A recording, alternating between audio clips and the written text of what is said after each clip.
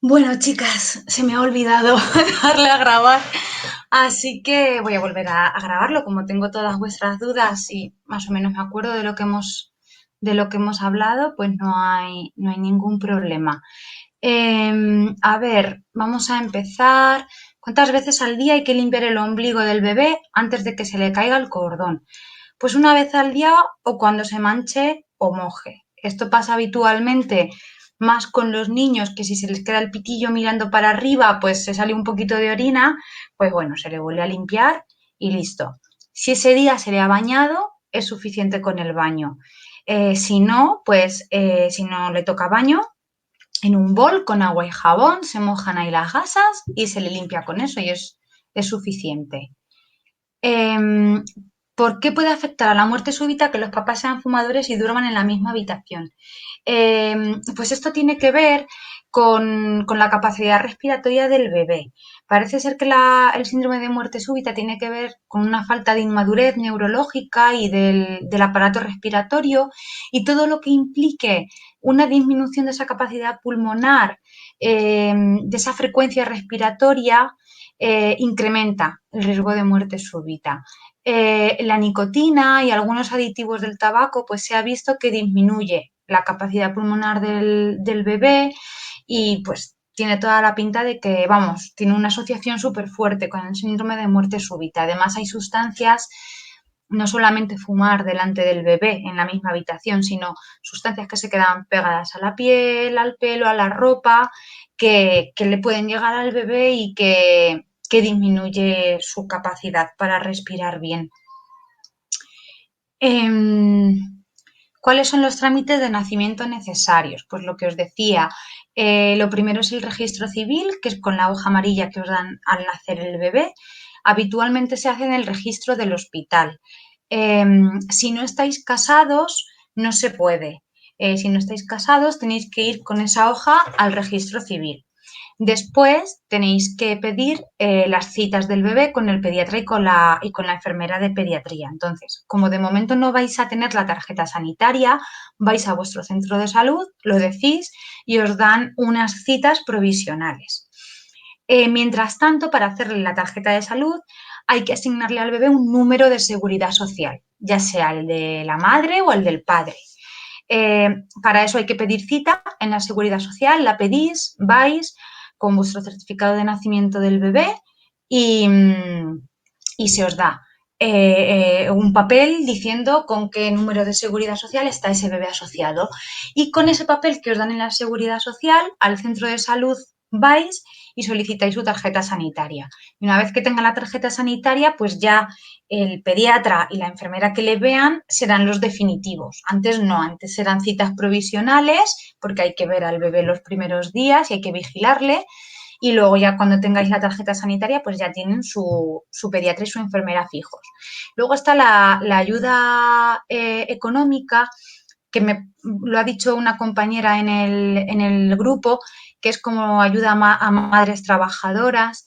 Eso se puede hacer, solicitar que te lo ingresen mes a mes o luego en la declaración de la renta. La mayor parte de la gente lo hace en la declaración de la renta porque luego es simplemente darle a un clic y se te mete en la declaración. De la otra manera, si preferís que os lo vayan metiendo de mes en mes, pues hay que hacer un escrito, un papel, un formulario que te dan en Hacienda para solicitarlo. Es un poquito más de lío, por eso la gente suele hacerlo con la declaración de la renta. Dice, ¿se podría hacer piel con piel y pinzamiento tardío si el bebé nace en la semana 33? Sí, y además está especialmente indicado hacer el piel con piel y el pinzamiento tardío en prematuros. Si es especialmente bueno en un bebé a término para que mantenga la temperatura y se adapte al medio extrauterino, y el pinzamiento tardío también para que tengan reservas de hierro y evitar anemias en el primer año de vida, en un prematuro que está al límite de todo esto, está más indicado aún.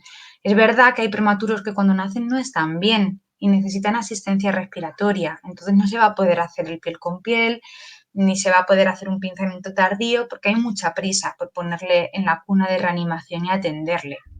La tendencia es a intentar hacerlo. Si el niño nace bien, nace respirando, se intenta hacer.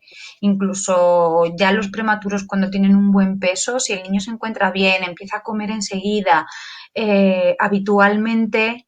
¡Uy! Estoy viendo a alguien por aquí. Ya soy Estoy, live. sí, Lai, estoy volviendo a grabarlo porque porque no lo he grabado antes, entonces voy a repetir otra vez todas las preguntas, ¿vale? Pero lo que es la Vale, sesión ya se había acabado. Ahora no te preocupes porque lo voy a colgar el enlace en el WhatsApp, ¿vale? vale, me quito entonces de la sesión, ¿no? Sí, eso es. Venga, vale. Venga, Venga, hasta hasta luego, luego. Lai. Em, ¿Qué os estaba diciendo? Lo del pinzamiento y todo esto, pues que se procura que si el niño está bien, aunque sea prematuro, se quede con la madre. Se aseguran de que come bien, porque son bebés que tienen más tendencia a las bajadas de azúcar y si todo eso está normal, pues se queda con la madre. Decís, si ya ha pasado la toxoplasmosis, ¿el bebé nace con anticuerpos? No. Si tienes anticuerpos de antes del embarazo, esos anticuerpos no atraviesan la placenta. Por eso, por ejemplo, la tosferina, que nosotras ya estamos vacunadas, en el embarazo se vuelve a pinchar, porque así generamos anticuerpos de los recientes, de los primeros que se generan, y esos sí que atraviesan la placenta. Pero unos anticuerpos de hace tiempo de la toxoplasmosis, esos no atraviesan la placenta. De todas formas, no es importante que un bebé tenga anticuerpos de la toxoplasmosis, no es grave. El problema de la toxoplasmosis es pasarla por primera vez estando embarazada, porque el protozoo de la toxoplasmosis atraviesa la placenta y produce malformaciones y muchos problemas en los bebés. Por eso se vigila el no pasarla en el embarazo. Pero la infección sin estar embarazada y en un bebé no es grave. Dice, ¿es recomendable lavar la colcha de la cuna, el protector y las mantitas? Hombre, a ver, es lo que decía en la sesión, ¿no? Que todo está muy limpito y todo se queda muy bien. Lo venden normalmente, pues, impecable, pero no está de más lavarlo. Más a lo mejor por un tema de que te dé a ti cosica, ¿no? No ponérselo al bebé que está siempre tan limpito, tan esto, no haberle dado un lavadillo antes, pues sí que se suele recomendar hacerlo. No es obligatorio, pero es recomendable. En cuanto a los movimientos fetales, en los vídeos ya sabéis que Silvia insiste mucho en que cada bebé tiene un patrón. Hay bebés que se mueven una barbaridad y otros que no se mueven mucho.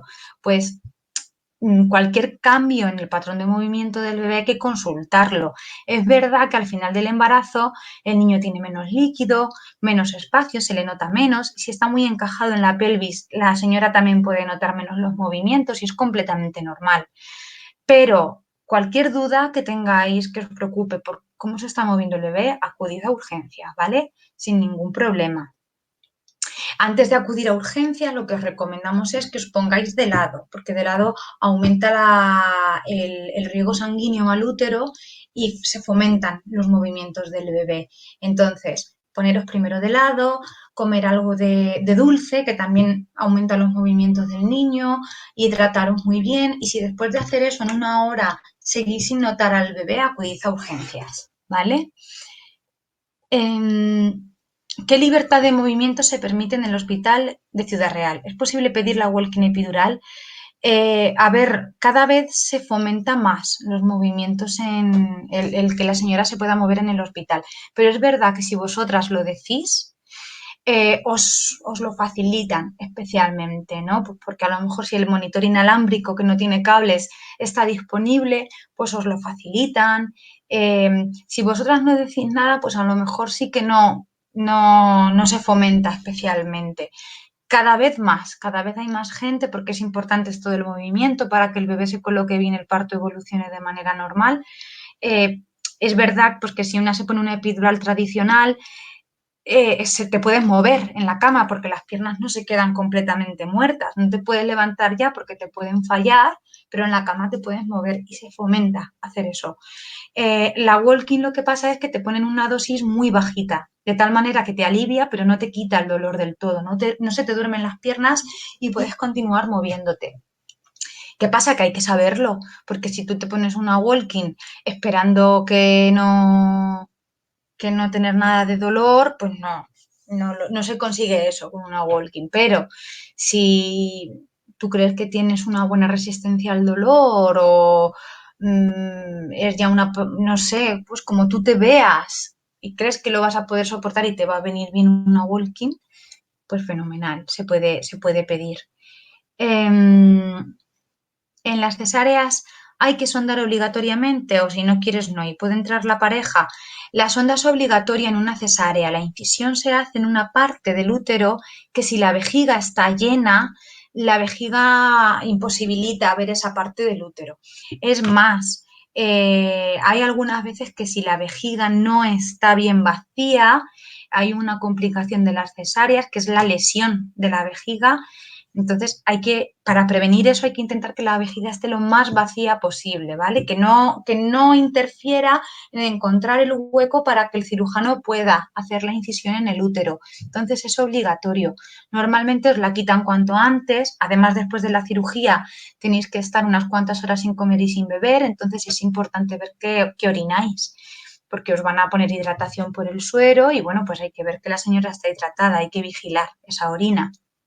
Normalmente antes se quitaba a las 12 horas de la cirugía, ahora cada vez se intenta quitar antes, se intenta también que toleréis lo más pronto posible y luego la pareja no suele pasar al quirófano. Yo solo he trabajado en un hospital donde esto era posible, que es el 12 de octubre y en el resto de sitios no se deja pasar al acompañante. En cuanto a las molestias gastrointestinales del final del embarazo, es muy común que empeore el ardor, que las digestiones se hagan más pesadas y el estreñimiento por la compresión del bebé contra todos los órganos abdominales. Se puede tomar ranitidina, se puede tomar algún laxante, incluso algún microenema, porque es verdad que algunas veces es que empeora tanto que es muy incómodo. Si hay una incomodidad, pues una incomodidad se puede hacer algo de esto. Si no, pues la solución es parir, sin más. Un motivo de urgencia, pues un dolor muy fuerte, que no cede de ninguna manera. Eso, pues, por ejemplo, sería una apendicitis, que además en el embarazo hay mujeres que tienen apendicitis. Parece ser que la compresión del útero al apéndice, de la zona del apéndice, puede hacer que una mujer que ya estaba a punto de tener una apendicitis la termine de tener y pues un dolor, el apendicitis duele mucho, un dolor fuerte que no cede de ninguna manera, hay que acudir a urgencias, ¿vale? Luego, si el bebé no se despierta para comer, ¿cada cuánto tiempo hay que despertarle? Y si por la noche aguanta un poco más. Normalmente un bebé se va a despertar solo para que le demos de comer, pero es verdad que hay niños, especialmente dormilones, y hay que procurar que no pasen más de 3 horas, sobre todo el primer mes de vida, que es cuando tienen más tendencia a hacer bajadas de azúcar, bajadas de glucemia. Por la noche, pues bueno, a lo mejor en vez de cada 3 horas, pues puede ser cada 4, pero hay que procurar que no pase más tiempo, ¿vale? Sobre todo cuando son así de pequeñitos. Y luego, bueno, hablábamos de lo del Christeller. A ver, el Christeller es una técnica que se utilizaba cuando, esto es la pelvis, la parte de más arriba y la parte de más abajo.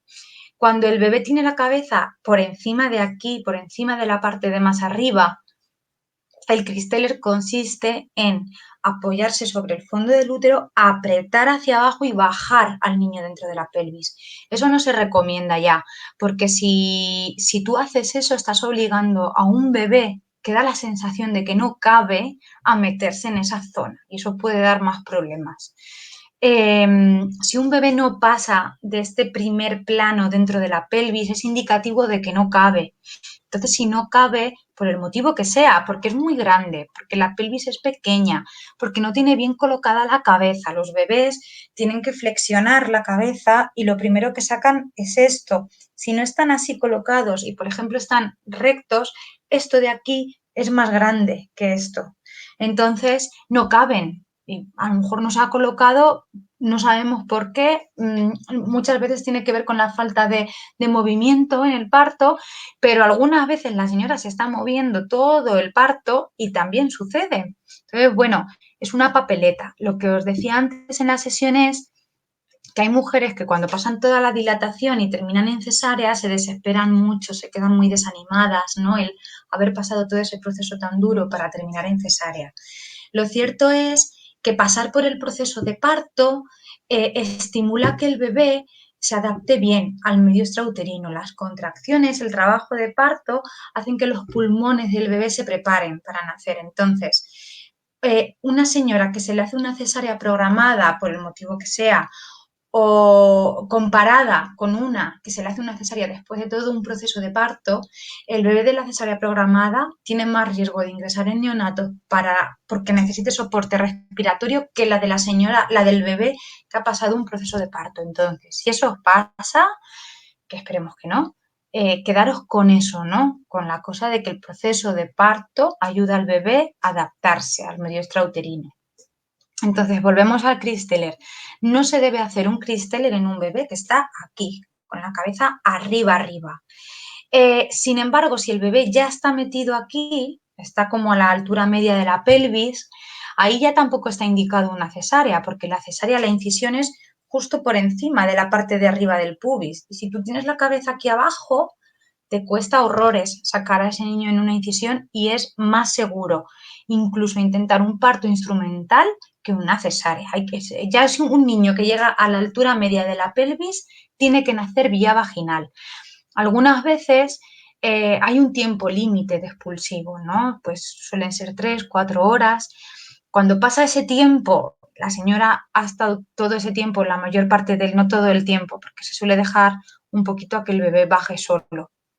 Pero si ya la señora ha estado las horas reglamentarias empujando con todas sus fuerzas, está agotadísima, no hay manera de que ese niño se mueva del plano medio, pues a veces lo que se puede hacer es apoyarse en la parte alta del útero donde va a tener el bebé el culillo, apoyarse ahí, pero no apretar hacia abajo, no empujarle hacia abajo, es como mantener un poquito de presión ahí para que el niño termine de nacer, ayudar a esa fuerza de la madre y a esa contracción a que sea más efectivo ese pujo. Pero es una presión que no debe ni siquiera de hacer daño, porque se hace a la vez que la mujer empuja con la tripa muy dura, no debería de molestarle o molestarle mínimamente, lo que es que te hagan presión ahí, sin más. No es un Christeller de esos agresivos de estoy obligando al bebé a nacer en un sitio por donde no parece que quepa, ¿vale? Eso no. Y luego algunas veces también se hace la episiotomía. La episiotomía amplía el espacio de la vagina ya cuando el niño está a punto de salir y hay veces que tú ves que la madre ya no puede más, que ese niño tiene que salir ya y haces la episiotomía para facilitar la salida del bebé. Esto que comentas, no me acuerdo quién era, que decíais como que conoces a una chica en el hospital de Ciudad Real que hace 15 días le hicieron presión en el útero y la episiotomía. Es perfectamente factible. Algunas veces incluso haciendo eso le evitas un forceps a la señora. Que si hay que hacer un forceps es mejor que una cesárea. Ya si tenéis dudas de esto y tal, luego lo resolvemos en otra sesión o en clase, ¿vale? Pero que, pues bueno, pues haciéndolo bien, no un Christeller y con el niño aquí alto, alto, alto, se puede hacer, ¿vale? Y bueno, pues da buenos resultados y normalmente todo sale bien. Si el estreptococo sale positivo el día del parto, hay que ir antes para que pongan el antibiótico, se puede hacer el preparto en casa. Lo que os decía antes es que los partos son largos y que suele dar tiempo de sobra, sobre todo en un primer parto. La velocidad de dilatación suele ser de 1 centímetro la hora, entonces si acudís al hospital habiendo pasado ya el preparto en casa, que sería lo ideal, ya a partir de los 3, 4, 5 centímetros, todavía os pueden quedar por delante 5 horas de dilatación y 3, 4 de expulsivo. Da tiempo de sobra. Para tener la pauta completa del antibiótico por el estreptococo positivo hace falta poner 2 dosis de antibióticos, separadas más o menos unas 4 horas, una de otra. A veces solo da tiempo a una o no da tiempo a ninguna porque el parto es súper rápido. Pues bueno, en ese caso se vigila al bebé. El tema de poneros el antibiótico en el parto es evitar tener que pinchar al bebé. Pero si no se ha podido poner durante el parto, pues se vigila la temperatura del bebé, se le puede sacar una analítica y ya en casos en donde se piense que hay mucho riesgo de que ese niño tenga una infección, pues se le pincha el antibiótico y ya está, no tiene más problema. Y luego dices, ¿cuándo es recomendable volver a hacer ejercicios de Kegel tras el parto? Pues en cuanto podáis. Después del parto muchas veces ni os acordáis de hacerlos los primeros días. Está el suelo pélvico como que cuesta hacerlos, como que no tiene tono. Hay puntos, a lo mejor puede haber algún punto incluso sin puntos, está dolorido. Pues bueno, en cuanto podáis, en cuanto vosotras os encontréis bien y tengas un momento en el que te acuerdas del suelo pélvico, hacerlo. Una cosa que no he dicho antes es que se recomienda mucho hacer una evaluación del suelo pélvico después del parto, incluso después de una cesárea. Ya durante el embarazo el suelo pélvico sufre porque ya aguanta el peso de la placenta, del líquido, del bebé, mucha presión. Entonces es recomendado que cuando una mujer tiene un bebé, sea como sea, cesárea, si es parto vaginal o instrumental, con un instrumental más todavía, hacer una valoración como a las 6 semanas posteriores al parto. Esa valoración. Nosotros en Mamá Mimada, en Marek Salud, tenemos fisioterapeuta especialista en esto. Entonces, os recomendamos encarecidamente que lo hagáis porque el suelo pélvico lo tenemos completamente olvidado y hay problemas derivados de lesiones del suelo pélvico en el embarazo o en el parto que se solucionan perfectamente con un poquito de terapia y de ejercicios tipo Kegel, ¿vale? A ver, ¿qué más me falta? Esto que decíais. Lo de evitar la plagiocefalia, ¿no? La plagiocefalia es cuando el bebé se queda con la cabecita aplastada de aquí. Esto pasa porque pasan mucho tiempo tumbados en superficies duras y boca arriba, porque además boca arriba es lo que se recomienda para prevenir el síndrome de muerte súbita. Boca abajo se presiona el pecho y parece ser que el dormir boca arriba hace que el pecho tenga una mayor distensión y facilita la respiración, disminuye el síndrome de muerte súbita. Se piensa que es por eso, por lo que lo disminuye. No se sabe con seguridad. Pero lo cierto es que es así. Entonces pasan muchas horas boca arriba, pues hay que procurar que muevan la cabeza de un lado, de otro. Cuando estén despiertos y con vigilancia vuestra, se les puede poner boca abajo. Incluso eso es bueno porque cuando tú colocas a un bebé boca abajo tiende a luchar por levantar la cabeza. Entonces eso hace que ejercite toda la musculatura de las cervicales, de la espalda, y eso les ayuda luego a mantenerse incorporados y erguidos mejor, más rápido. Y al tenerlos un ratito boca abajo mientras están despiertos y con vuestra vigilancia, mientras vosotros estáis con ellos, pues es un ratito que no tiene presión en esa parte de la cabeza. Y luego en los paseos, procurar portear en vez de llevarlo en el carrito, ¿vale? Porque al portearle con lo que tengáis, con una mochila, con un fular, con un pañuelo, el bebé se pone mirando de frente a vosotras, la parte de arriba del fular se coloca un poquito por aquí para sostener la cabecilla cuando todavía no la sostienen, pero es muy poquito, de manera que tú no haces presión en la cabeza, pues ya es un rato que le estás quitando de esa presión. En cuanto a las almohadas, estas que son tipo rosquillo, eso se utiliza cuando ya hay un problema de plagiecefalia. Si tú tienes una cabecita completamente normal, no tiene sentido ponerle la almohada. Si tú tienes un niño con la cabeza aplanada, y con todo esto un poquito más salido hacia afuera porque aquí tiene menos presión, la almohada con forma de rosquillo lo que hace es hacer presión en esa zona y disminuir la presión aquí para que la cabecita crezca algo más de la parte del centro. Pero en una cabeza completamente normal no tiene sentido hacerle presión en el alrededor. Entonces, en teoría, no haría falta. Bueno, lo de la lactancia, lo de la demanda, lo que os decía es que el pecho es a demanda, que luego lo vamos a ver en las clases presenciales y si no en los vídeos de lactancia del curso online lo tenéis. La producción de la leche la regula el bebé, de manera que cuanto más mame el bebé, más leche se va a tener. Cuanto menos mame, menos leche.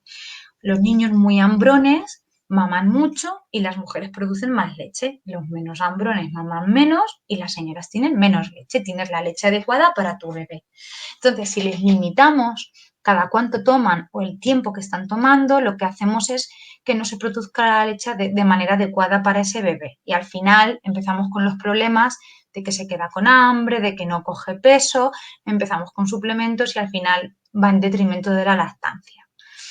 Interfiere con la lactancia y se retira antes. Eso nos pasaba A nuestras madres cuando nosotras éramos bebés se les decía que cada 3 horas y 10 minutos en cada pecho. Si se hace eso, pues lo único que consigues es empezar a dar suplementos y al final con 3 meses ya está la lactancia retirada. Y por la noche es importante porque además por la noche hay un aumento, se segrega mejor la prolactina. La prolactina es una hormona que se segrega a nivel neurológico y que produce la leche, es la encargada de producir leche. Entonces, si quitamos las tomas de la noche, que antes también se decía mucho lo de dar un biberón para que te deje descansar la noche, pues si retiramos esas tomas, quitamos esos picos de prolactina y la señora normalmente empieza a producir menos leche.